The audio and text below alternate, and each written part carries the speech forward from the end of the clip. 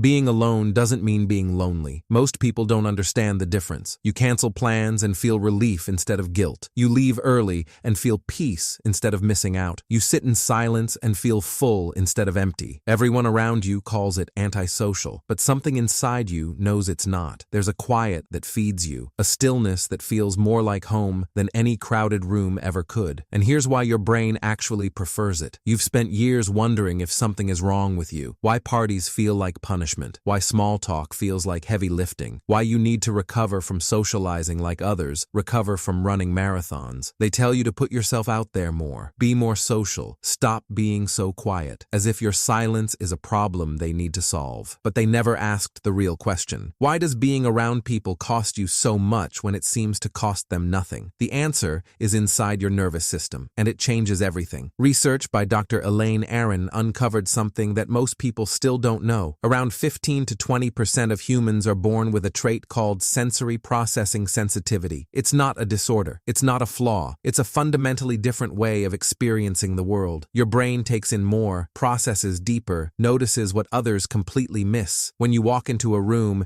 you're not just seeing faces. You're reading emotions, sensing tensions, picking up on the unspoken words hanging in the air between people. You feel the room before you even speak to anyone in it. Others experience the surface. You experience the undercurrent. That's why you're exhausted after social events, while everyone else is buzzing with energy. You weren't doing the same activity they were doing. You were processing 10 times more information with the same amount of energy. This is not weakness. This is depth. Brain imaging studies confirm what you've always felt. When you're in social situations, your prefrontal cortex works harder than most people's. That's the part of the brain responsible for deep analysis, complex thinking, and self-reflection. You're not just having conversations. You're analyzing them in real time, understanding layers that others don't even know exist. Meanwhile, extroverts get dopamine hits just from being around people. Their brains reward them for socializing. Yours doesn't work that way. Your reward comes later, in the quiet, in the processing, in the solitude where everything finally makes sense. This is why being alone feels like coming home. But the world wasn't designed for people like you. It was designed for the majority, the ones who recharge in crowds, who measure life by how full their social calendar is, who see solitude as something to escape rather than something to seek. So they made you feel broken, labeled you antisocial, loner, too quiet, too intense, too much in your head. And maybe you believed them. Maybe you forced yourself into rooms that drained you because you thought that's what normal was supposed to look like. Maybe you apologized for needing space, for leaving early, for wanting time that was just yours. But you were never the problem. The problem was a world that only understands one way of being. Here's what the research actually says about people like you. A study from the University of Buffalo looked at why people choose solitude. They found something important. When solitude is chosen for positive reasons like creativity, reflection, and peace, it leads to greater well-being, not less. You're not isolating because something is broken inside you. You're retreating because something is working exactly as it should. Your brain knows what it needs even when everyone around you questions it. Think about what happens when you're finally alone. The thoughts that complete themselves, the ideas that only surface in silence, the clarity that never comes in chaos, the books you finish, the insights you reach, the relationship with yourself that deepens when there's no one else to perform for. This is where your power lives, in the quiet, in the space, in the absence of noise that everyone else is so afraid of. But I need to take you somewhere darker now, because there's a shadow side to this that you have to understand. Not all solitude is healthy. Sometimes the desire to be alone isn't coming from strength, it's coming from fear. Maybe someone hurt you once, maybe you trusted and got betrayed, maybe you were vulnerable and it was used against you, and your brain learned a dangerous lesson. People are not safe. Connection leads to pain. The only way to survive is to stay behind walls. So you built those walls, brick by brick, and you called it preference. Told yourself you're just introverted, just independent, just someone who doesn't need people. But there's a difference between choosing solitude and hiding from connection, between enjoying your own company and being afraid of anyone else's. Healthy solitude fills you, leaves you restored, expanded, at peace. Defensive isolation empties you, leaves you anxious, hypervigilant, slowly shrinking. One is a sanctuary. The other is a prison that looks like a sanctuary. And only you know which one you've been living in. Here's what happens when isolation goes too far. Neuroscience shows that chronic withdrawal changes your brain. Your amygdala, the part responsible for processing fear, becomes becomes overactive. You start seeing threats where none exist. Neutral faces look hostile. Simple invitations feel like traps. The world starts to feel more dangerous, not because it is, but because your brain has adapted to isolation by amplifying fear. And then you withdraw more, which increases the fear, which makes connection feel more threatening, which makes you withdraw more. It's a cycle that feeds itself, and it doesn't protect you, it imprisons you. This is why understanding your patterns matters. Loving solitude is a gift, but like any gift, it can be misused, turned into a hiding place instead of a recharging station. The question you have to ask yourself is honest and uncomfortable. Am I choosing to be alone, or am I afraid to be with others? One is power. The other is avoidance wearing the mask of power. Here's what healthy solitude actually looks like. You enjoy being alone, but you don't fear connection. You need space, but you don't build permanent walls. You have people in your life. Not many, but real ones, deep ones. The kind where you don't have to perform, where silence is comfortable, where your need for solitude is understood, not judged. Quality over quantity, depth over surface. A few real connections over 100 hollow ones. That's not antisocial. That's intelligent. That's knowing what actually nourishes you versus what just drains you while pretending to be connection. Your standards aren't too high. Most people's standards are too low. They'll take any connection over no connection. They'll perform endlessly just to avoid being alone with themselves. You've chosen differently, and that choice takes more courage than most people will ever understand. Here's what I want you to walk away with. Your preference for solitude might be one of your greatest strengths. In a world addicted to noise, you've learned to find meaning in silence. In a culture that fears being alone, you've made peace with your own company. In a society that measures worth by external validation, you've built something internal that doesn't need applause. The greatest thinkers, creators, and minds throughout history required solitude to do their deepest work. They understood that some things can only be heard in the quiet. Some thoughts can only form in the absence of distraction. Some truths can only surface when there's no one else to perform for. You're not broken for needing that. You're built for depth in a world that celebrates shallow. But remember the balance. Choose solitude. Don't just default to it. Protect your peace. But don't wall off your heart completely. Be alone when it fills you. But don't hide when connection could heal you. The healthiest version of you isn't someone who never needs people. And it isn't someone who can't be alone. It's someone who moves between both with awareness. Who knows when to retreat and when to reach out. Who protects their energy without losing their ability to connect. That's mastery. And it's available to you whenever you're ready for it. If this video gave words to something you've always felt